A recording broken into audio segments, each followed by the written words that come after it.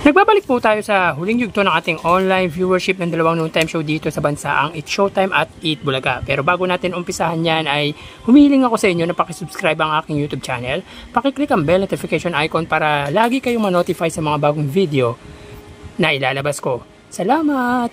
So quick recap lang po tayo sa lumabas ng online viewership ngayong araw po ng Huwebes, May 23 sa unang yugto at ikalawang yugto. Para po sa unang yugto, ang Eat Bulaga po ay nakakuha ng total live viewership na 104,000 viewers. Samantalang ang It's Showtime naman po ay 135,000 live viewers. Sa ikalawang yugto naman po, ang Eat Bulaga ay nakakuha ng 109,000 viewers. Samantalang ang It's Showtime ay 166,000 live viewers. So tara, ating alamin ang huling yugto ng online viewership ng dalawang noontime show. Para po sa Eat Bulaga, under po yan sa TV5 Philippines na may 2.4 million followers at sa It's Showtime naman na may 17 million followers. So sa ikalawang yugto po, ang It's Showtime po ay may 26,000 viewers. Samantalang ang Eat Bulaga po ay may 8,000 viewers. So dito makikita po natin na ang It's Showtime po ay may kasalukuyang segment na tawag ng tanghalan.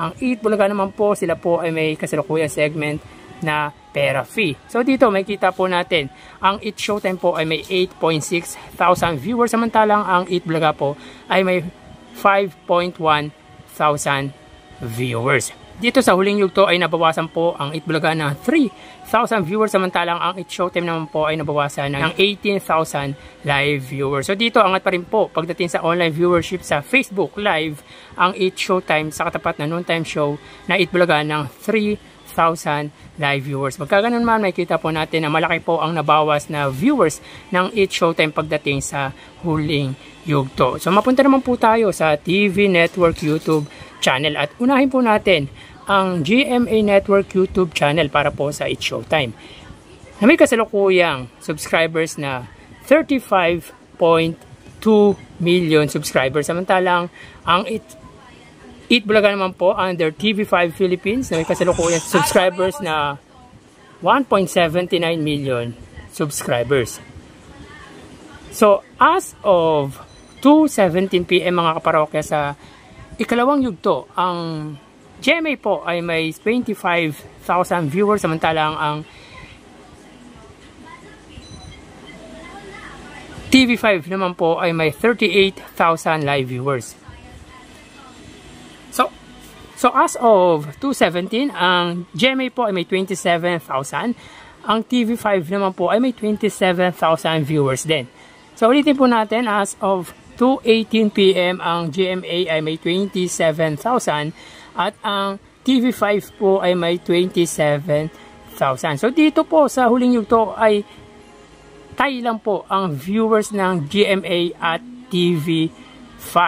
Ngunit sa ikalawang yugto, nadagdagan po ang GMA ng 2,000 viewers, samantalang nabawasan naman po ang TV5 ng 11,000 live viewers. So mapunta naman po tayo sa main YouTube channel ng dalawang noontime show.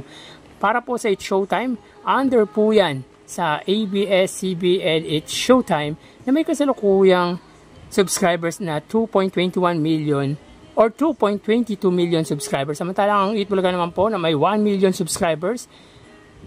So sa ikalawang yugto mga kaparokya, ang It's Showtime po ay may 115,000 viewers, samantalang ang Eat Bulaga naman po ay may 63,000 viewers. So sa ikalawang yugto ay 52,000 po ang iniangat ng It's Showtime sa Eat Bulaga. So check po natin. As of 2:19, ang Eat Showtime ay may 66,000 viewers, samantalang ang Eat Bulaga naman po ay may 47,000 viewers. So ulitin po natin mga kaparokya, as of 2:19 PM, ang It's Showtime po ay may 65,000 live viewers. Samantalang ang Eat Bulaga po ay may 47,000 live viewers. So dito, pagdating sa huling yugto ay nabawasan po ang It's Showtime ng 49,000 live viewers, samantalang ang Eat Bulaga po ay nabawasan ng 16,000 viewers. At makikita po natin dito, naangat pa rin po pagdating sa huling yugto ang It's Showtime sa katapat na noontime show ng 19,000 live viewers. So mababatid po natin na malaki po ang nabawas na kalamangan ng It's Showtime sa katapat na noontime show na Eat Bulaga pagdating sa kanilang main YouTube channel. So bali, ang total na nakuha ng dalawang noontime show ay para po sa Eat Bulaga, sila po ay nakakuha ng total live viewership na 79,000 viewers. Samantalang ang It's Showtime naman po ay 101,000 live viewers. So ulitin po natin, ang Eat Bulaga po ay 79,000 at ang It's Showtime ay 101,000 live viewers.